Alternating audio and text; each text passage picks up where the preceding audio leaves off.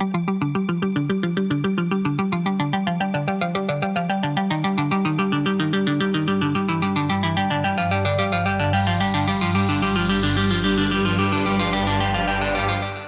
what's up guys? Welcome back to another video, and today we are finally taking the GR to Speed Labs to install the motor. And dude, I'm so excited. It's been a long 11 months waiting, and she's looking really good. I detailed her right before I covered her, so she's looking amazing. So cannot wait to make her a little rocket, a little beast. So don't worry about my bumper and my grill. These things are getting replaced, and I'm fixing them too as well, because this thing is super clapped. If you're a fellow GR Corolla owner and you see that the freaking bumper the bumper tabs on the grill always break, man. And this is the worst I've seen it ever. And this happened the day my motor blew up, because I had to go on a tow truck in the middle of the canyons, in the middle of the mountains. I had to literally neutral down and hope to God I made it correctly onto the bed without missing.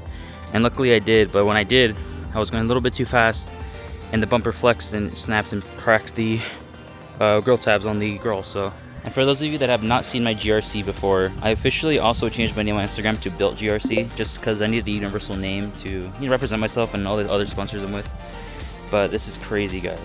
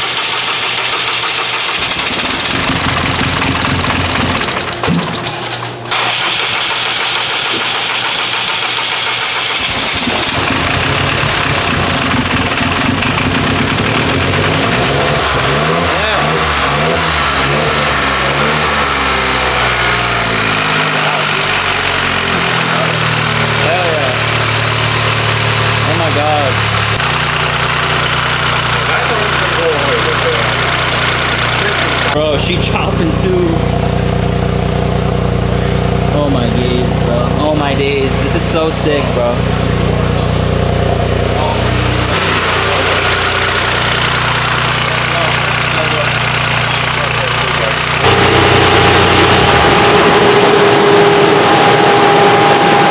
Is it running beautiful or what? Beautiful. Beautiful. Should What's start oil out pressure? Now.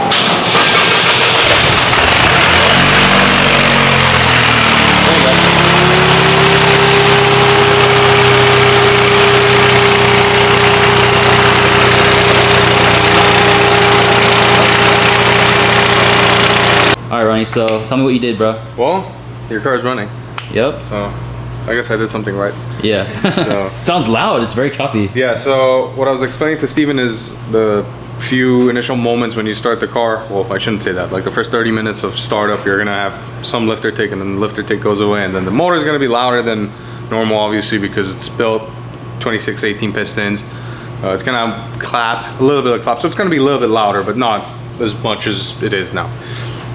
This is on the first oil. We haven't even changed it. It's just 30 weight, just, trying to get the ring seated and just flush everything out. We're about to put some 40 weight in it, and that's what's going to be used on the dyno. And then mid dyno session, we're going to drain it, put more 40 weight in it again. That's most likely the weight we're going to stick with. We're just going to see how oil temps are, oil pressure is, how the cam moves, variable cam on both the exhaust and the intake. We're going to see how it moves with that oil and the pressure, and we'll determine if we're going to up the oil weight and viscosity or not. A couple cool things on this build, well, everything's cool in my opinion, but a couple cool things is the weld, right? Yeah, Weldspeed, yes. Yeah. We have this on the Armando's car too. Weldspeed manifold, that's a nice budget option as opposed to like a billet manifold. and it's a lot bigger of a plenum, so that's going to help make some power. We of course have the Artec turbocharger, which is a G25. Is it a 550? It's a 550 turbine. G25, 550, essentially Housing, right? Yeah, the guts of a it's the guts of a G25 550 stuck into a GRC turbo essentially. And we have the Artec inlet, we have the Venturi intake, so everything's nice carbon.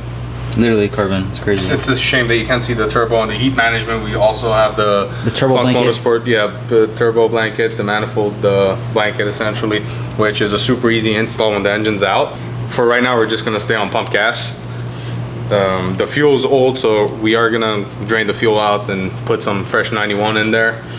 But even on pump, it should make some nice power. Yeah. You also have the Kelford Type Type A cams, yeah, Kelford 267As. There's the EZs, which are the drop-in pistons. There's the A's, B's, and then the C's, which are drag cams. That's more when you're trying to make, Armando power. Yeah, 700-800 horsepower or whatever. Shout out Armando. Yeah, Armando and our buddy Connor, actually, he's going with the drag cams as well. Really? Yeah. Oh wow. He has a pure 550, so we'll see how that does. So, yeah, with that being said, the Syvecs is already, we installed it. I just put a base map on there, so it's just idle fueling essentially. So once we get it on the dyno, we're gonna do steady state tuning, make sure your partial throttle stuff is good, make sure your transient stuff, fueling feels good, there's no bucking or any hesitation. So the ECU doesn't have to do a lot of work. Obviously it has full-time closed loop, so it'll do fuel corrections and all that stuff, but we want it to do as little work as possible. We take care of all the hard work on the dyno. Super capable ECU, so obviously we're going to be able to do boost control and everything else. So I'll have all the fail safes there. And the nice thing about the Syvecs also, any modern ECU, now there's Motec for the GRCs as well, but Syvecs is an awesome ECU. It lets you do logging, so I can set it up anytime you go above 3,000 RPM and like 50% throttle, it'll start logging. And it'll just keep logging and override the log. So if you don't have any issues, you don't have to worry about it. But let's say you hit a cut or something and you want to figure out what's going on, you either bring the car to me, I pull the log and look at it, or I remote in and I pull the log, with your computer and just look at it and see exactly what it is. Dude. So it has full-time closed loop logging, which is an awesome feature to have on one of these cars. We have the XClutch 6-puck in there. Stage 2, I think. Stage 2. Yeah. Should be pretty fun. Exciting, yeah. Here we hear the car started. Yeah, hi. Hi, how are you? Dyno day, huh? Yeah. What's good, bro? Already What's up, brother? What's up, bro? Just started. Hell yeah, dude. The graphs look crazy, dude. Oh yeah. Dang, it's loud, guys. I can't even lie. It's pretty loud. You can definitely tell it's different for sure. But it's so loud and choppy, it's crazy. The clutch? Wait, do that again? It's pressed in? That's loud. What are you up to over here?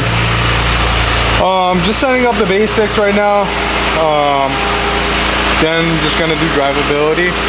So just gonna like slowly drive it and then just give it some load. Gonna break the engine in as we do that, and then just kind of dial in the fuel map, and then we're gonna start with ramps at 0% wastegate and dialing cam timing. So it's the whole process. Basically. Oh yeah.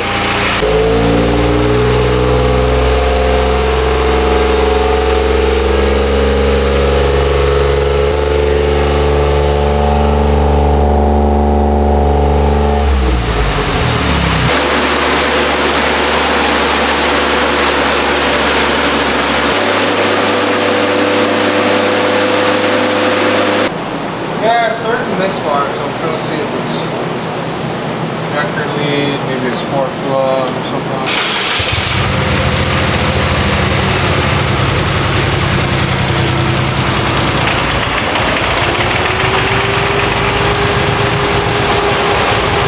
Were you checking out the plugs? Yeah, I'm just gonna check a plug, see how they look, and figure out what cylinder it is.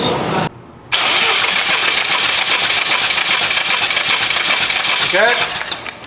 Super consistent going forward. That's good.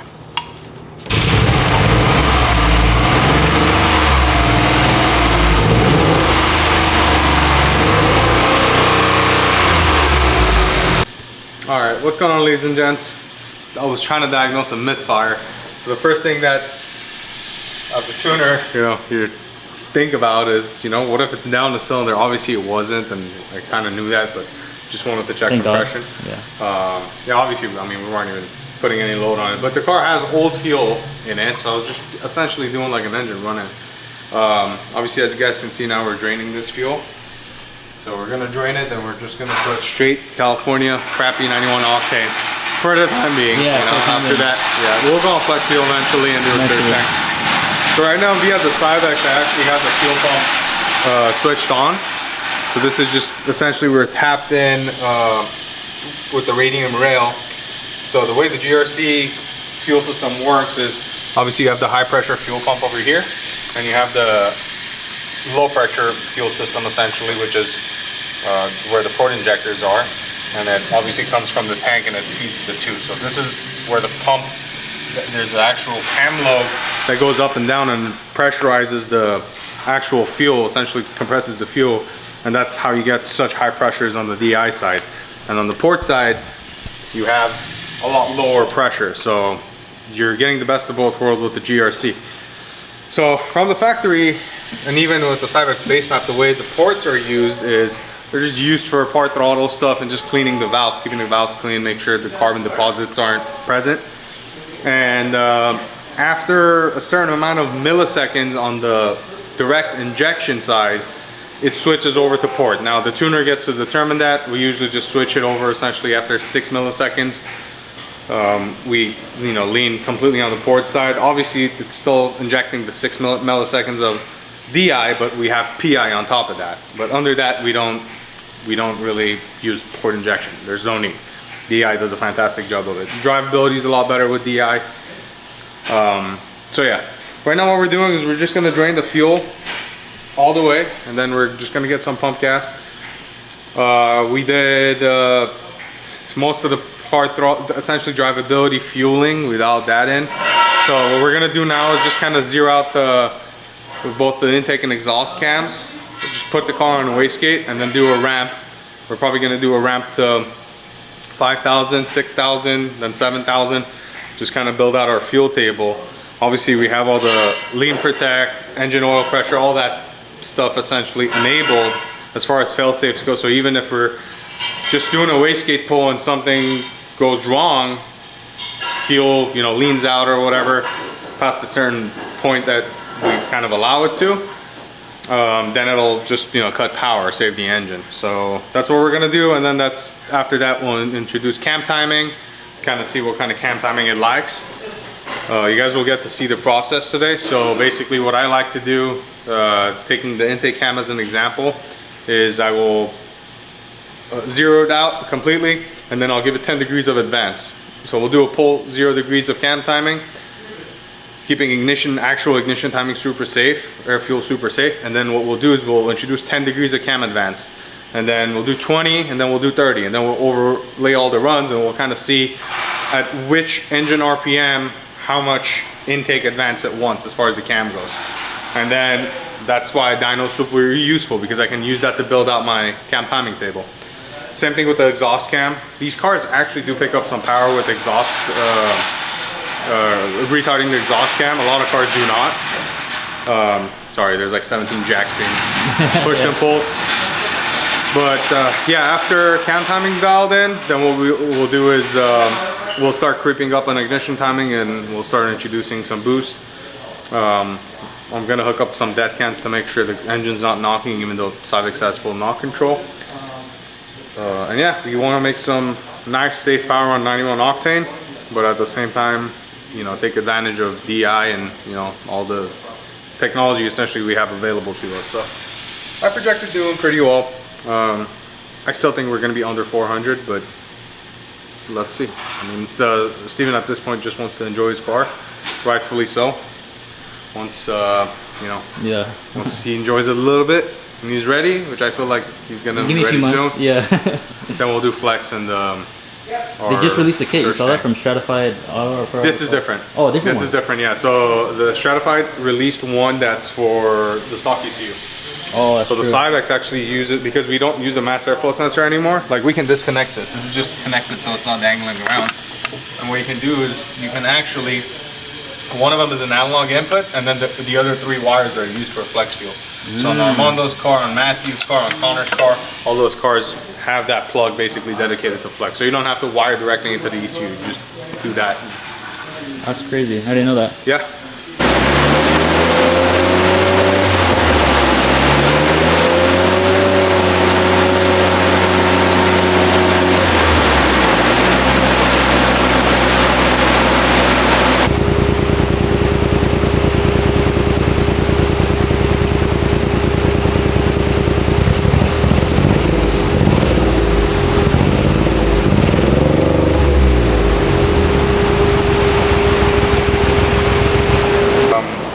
Other issue we're having is the car randomly will start to misfire.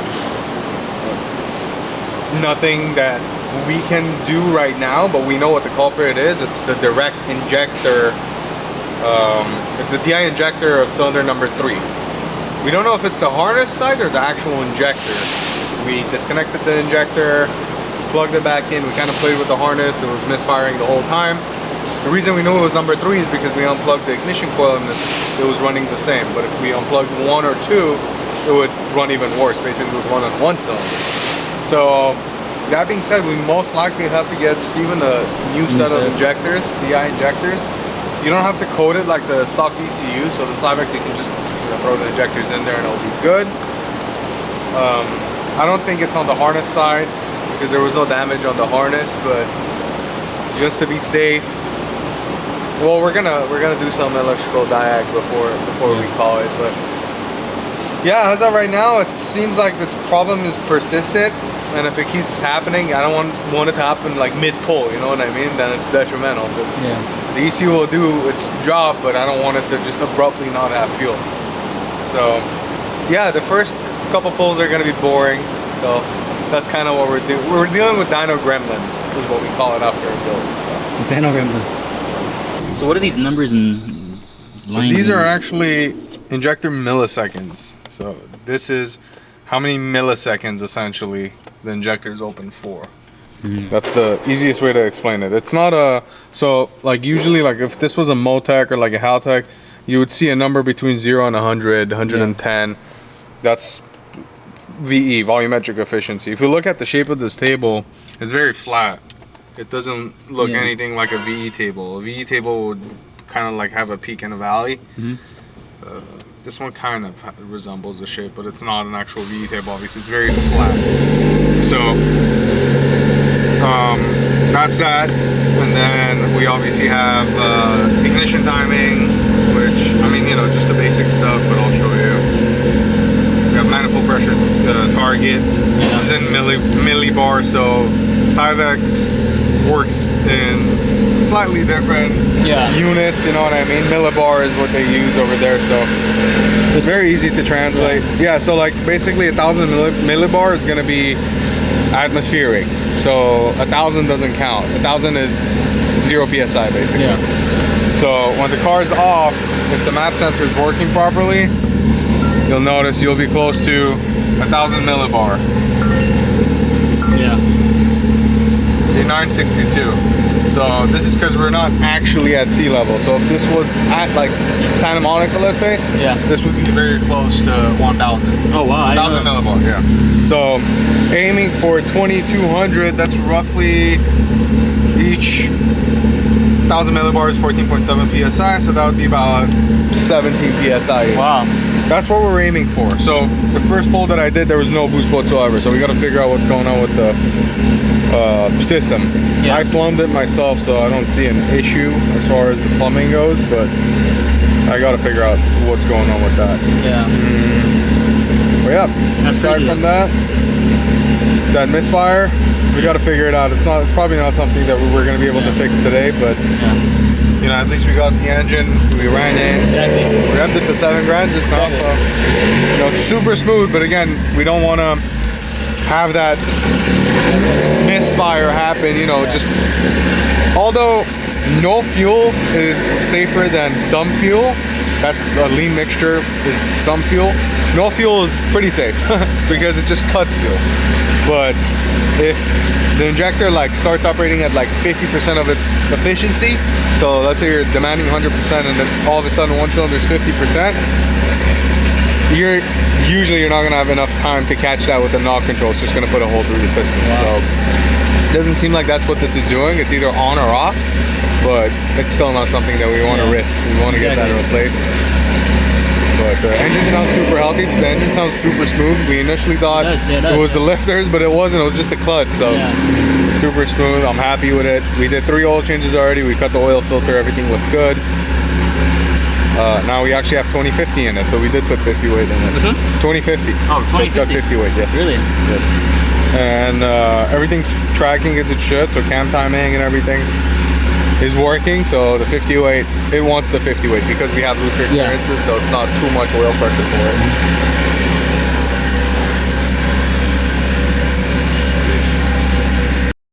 Yo, what's up guys? Steven back here, and I'm finally hitting you guys back up with an update, and today is finally the day, fingers crossed, that we tune the car and all goes well, smooth this time. This video has taken a big time, a big while, honestly. It's been broken up into segments, so I've been trying to, keep you guys updated throughout the whole video, so please make sure you guys like and subscribe real quick before we dive in. And yeah, guys, thanks for being patient. I know a lot of you guys have been hitting me up on social media and here on YouTube that, with updates about the car, and I haven't had any until today. So luckily, Ronnie has figured out the issue, and it was the wiring harness the whole time. That was the main culprit. It was never the injectors, which I thought it was. But yeah, so hopefully today goes well, and yeah, we can all see the car running and hopefully throw some good numbers on that dyno. And thank you guys so much for staying with me throughout the whole process and throughout the entire process. Gave me words of encouragement and positivity. I really, really appreciated that. Got me through all this mess. Without further ado, guys, I'm so hyper because I'm really excited. I haven't driven my car for a year, so you can imagine this. But yeah, guys, let's get into this. So far, so good. We just did an oil change on the car as well. Yeah.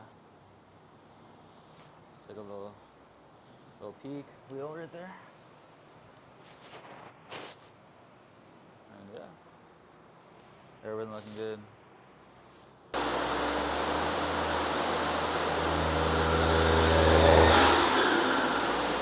Damn, that fluttered.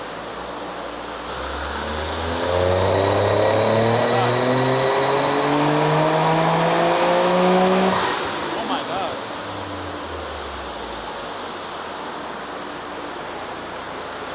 Yeah, okay.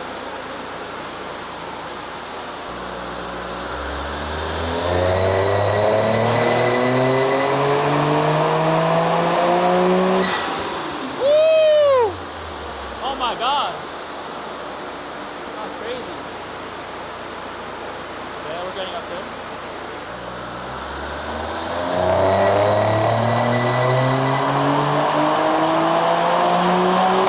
Woo! Holy. Woo!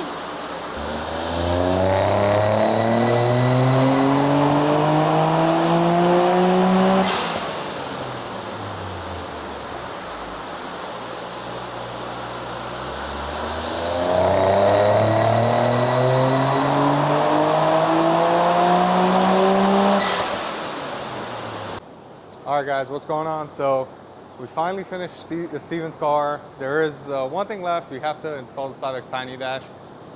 But other than that, the car performed great. This thing has been fighting us since day one, basically. Everything went well as far as assembly and putting the parts together and all that stuff. However, whenever we started the car and got it on the dyno, we were trying to do the brake in, the car started misfiring. And initially, You had it right the first time. yes, I knew it was something to do with the DIs and not the PIs because I could control it in the Syvecs, which essentially was something to rule it out because we knew the DW 1100s were a problem. In fact, there actually are a problem and they're recalling it. Yeah. So, long story short, you have some Kelford A's. Obviously built valve train. It's got our SPL 800 is what we call it. Yeah, Nitto pistons, Nitto rods, ACL bearings, It's got our special CT1 coating on it, so it's like a dry film lubricant coating. XClutch, and the Artec Turbo, which is G25, right? G25 550. So since the car's on pump gas and we didn't really want to push it until he's ready to, you know, install a surge tank and essentially have enough fuel overhead that we can, you know, make over 450 or so on E85 safely, and on flex, obviously. We just wanted to leave the car on pump gas and have Steven enjoy the car for the time being. So we left it at 26 pounds, soft timing. You have 91 octane, which is not the greatest fuel. It's actually the worst, you know, 91 octane. ACN, so Arizona, California, Nevada has the worst 91 octane. So, yeah, with that being said, 26 pounds, it was happy, no knock, nothing like that. Super flat AFR curve. Everything looked good. Closed loop wasn't, you know, doing much work. So everything is, everything's perfect actually. So the only other thing that we need to do, like I said, is the tiny dash needs to be installed.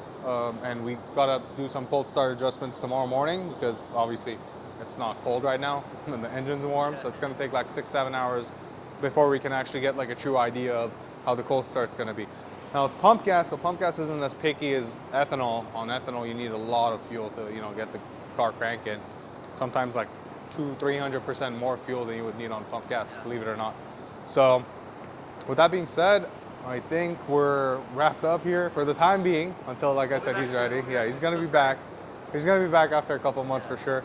But yeah, the car's Excited for Armando's car for sure. Armando's car is gonna be pretty gnarly. I'm trying to talk him into nitrous and some crazy stuff. I want to see that. Yeah. So he's upgrading the turbo as well. He's going to a G35 700.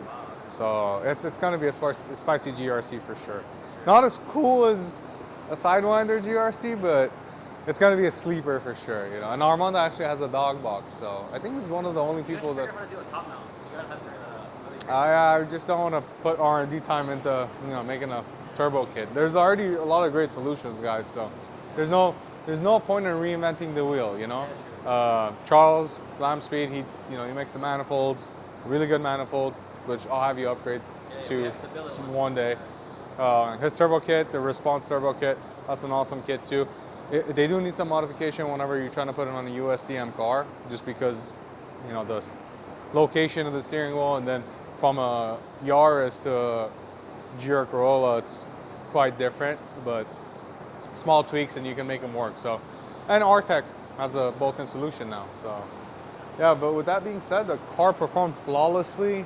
We just did the third oil change, so now we're on full synthetic.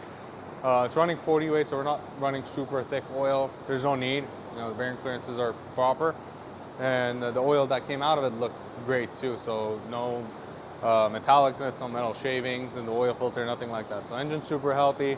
It sounds really, really good. It's not loud at all. Initially when we started, we thought it was loud, but it wasn't. It was the clutch.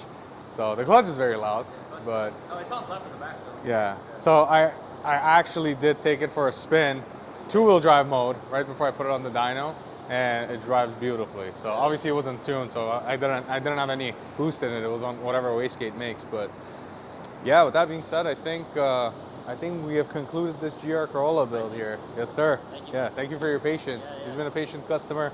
Like I said, there's been a lot of gremlins, so whenever we have a car, you know, on the lift or on the dyno, like, it's basically we're dedicating the whole week to the car, but sometimes it fights us. And, you know, this is a pretty new platform.